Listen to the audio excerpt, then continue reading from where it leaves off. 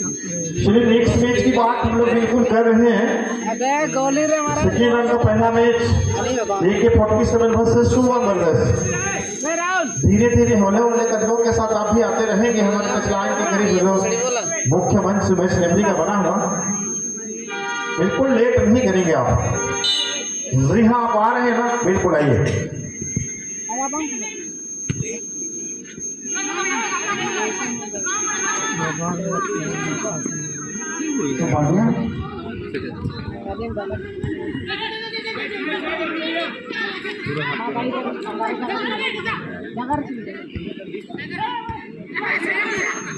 और हेडर के माध्यम से गेंद को गोलजाल में डालना चाहते थे, लेकिन कहीं न कहीं गोलजाल नहीं गेंद जा गया था और कीपर के दस्ते में।